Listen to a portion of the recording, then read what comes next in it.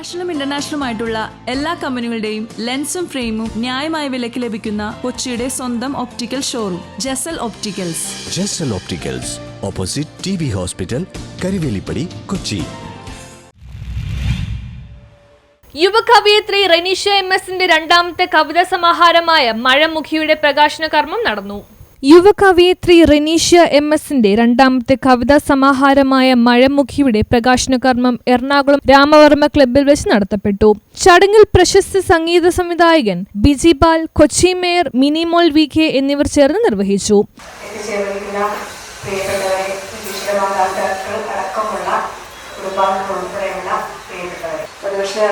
വൈകിട്ടോടുകൂടി മാത്രമേ എത്തുള്ളൂ.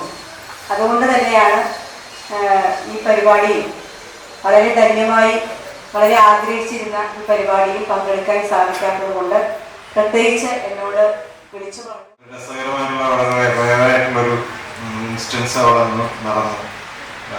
ഇന്നിപ്പോൾ അതിനുള്ള ആരോഗ്യമോ സമയമോ ഇന്ന് ഇല്ല.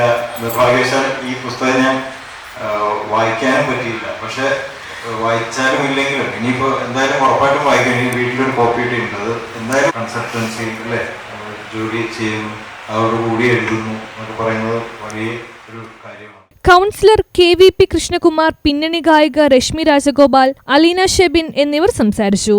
റെനീഷ്യ MS M&G immigration and study abroad private ലിമിറ്റഡിന്റെ സീനിയർ മാനേജറും പ്രൊഫഷണൽ ഭരതനാട്യം നർത്തകിയുമാണ്. മഴമുഖിക്ക് അവതാരിക എഴുതിയിരിക്കുന്നത് പത്മശ്രീ കൈതപ്രം ദാമോദരൻ നമ്പൂതിരിയാണ്.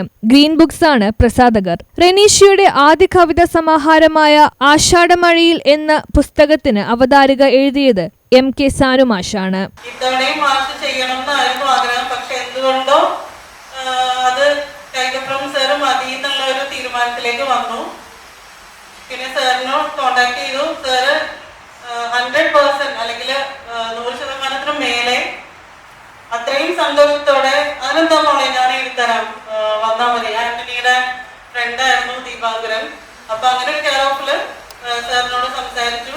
സാർ ഓക്കെ പറഞ്ഞു. സാർ എനിക്ക് ഭംഗിയാക്കി തന്നെ ഒരു അവതാരിക തന്നു. അത് ന്യൂസ് ബ്യൂറോ, എറണാകുളം.